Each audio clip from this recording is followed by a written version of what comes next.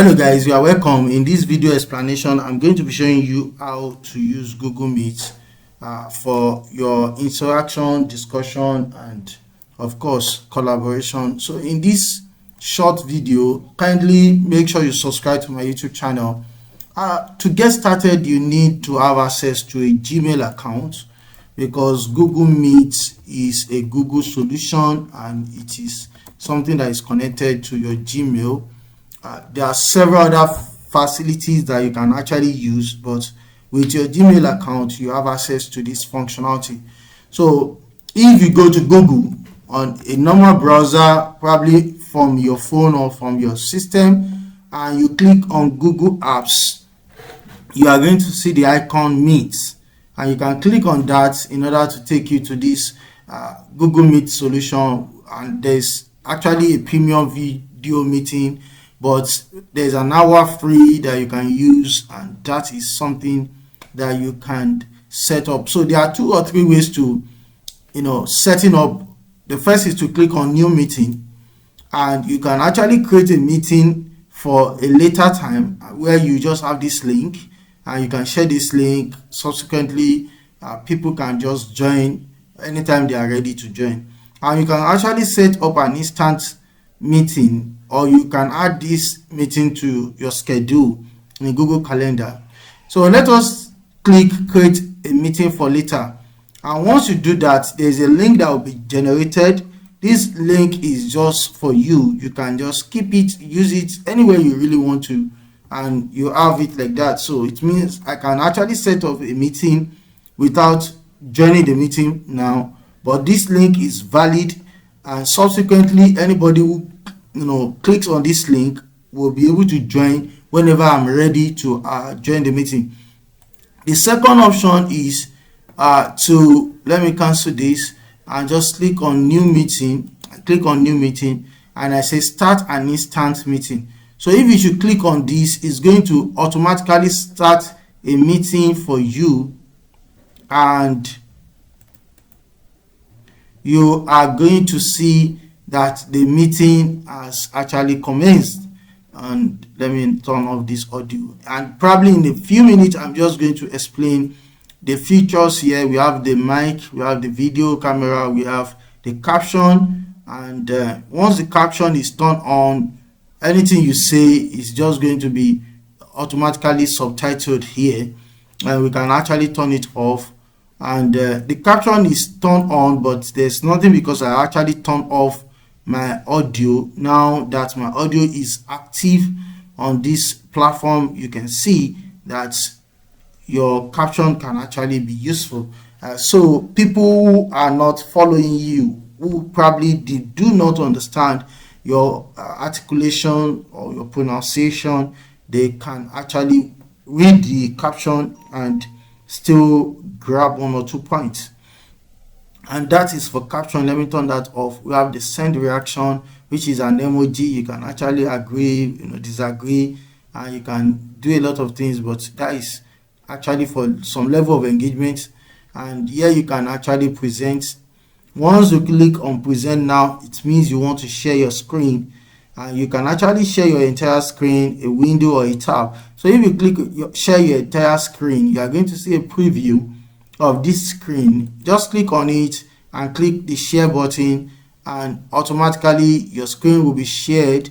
And if you share your screen, you don't need to stay on this page because you are the one sharing your screen. You need to show us what you want to show us, which is what else are you presenting. Now people who join this group Meet will be seeing what I'm saying on my screen now, whereas I have just I share this screen. But if you stop sharing and stop presenting, then you and other people can then see one-on-one. I turn off my video camera for this purpose. And yet, if you are in a group and you want to raise your hand, you can actually raise your hand. It's going to show that you just raised your hand, and you can actually keep it down, but people will see that you actually raised your hand. So people can humbly mention what they want to do without actually being disturbed, and the admin can take the hands up and allow them to talk. Here we have whiteboard, which is another tool. If you want to perhaps use this tool to teach while you are teaching or you're having a session, you share your screen, you click on the whiteboard, and you can present your concepts in a visualized format. And that is a very interesting integration with Google Meet. If you share a screen, you can see these are the slides. I can just put out something. I can just type in anything I want to type out. I can use different, I can raise it off. I can use different ideas with Google Meet, and I can create additional slides. All these are part of what you can do. And of course, you can remove it, you can share this slide, you can download it as PDF. There are a lot of integration with Google Meet. That's just how it is. So let us come back to this place and let us close this. Under this, you can change the layout. You can increase the tiles. You can literally do a lot of things here. You can also open picture in picture mode. Most of what we have here, and you can cancel or leave this call. And here are the list of people who joined. You can actually add people to this meeting by inviting them, or you can just send the link, this link. You can send this link to people, and whosoever join, you will be able to just admit them. There's going to be a request to join. Once they join, you admit them. This is the comment section where you can chat, you can make comments, in call messages. A lot of activities can actually come up. You can do a lot of things here if you understand and appreciate the solution. And we have premium services. These are part of premium services where you can do a lot of things, really just do a lot of things. And this is where you can do some little control. You can allow people to share their screen. You can restrict host management. You don't want people to share their screen. You don't want people to send chats or anything. You really do not want anything here. You can actually make sure that all these are very available for them, and that is just that. And if somebody sends you a link and you want to join, you can actually enter the link code here. Let me just say this is the link code AZD, and this is the link code, and I just want to enter the link code here, and I just click on join. And once you do that, you are going to automatically be requested to join, and you will be able to do a lot of things with that. So that is just that as well. The third way to Google Meet, because we've just looked at 2 or 3 ways, let us look at the third way, and that is to add your Google Meet event to a calendar.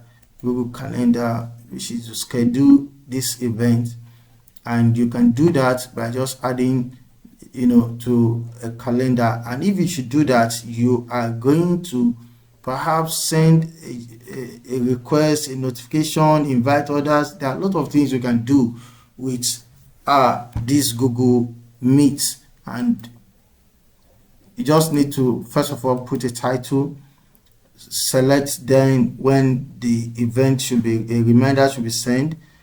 You can actually pick a date, a time, and you can put in the event details. If you are joining with Google Meet, you just need to click on this, and automatically a link will be generated, and you can have up to 100 guest connections, and you can copy this link. Also, you can also add the guest to that event and fill in all the details you want to have, and you save it. Once you save it, it will be available in your Google Calendar. Probably at that time we are going to talk extensively about Google Calendar.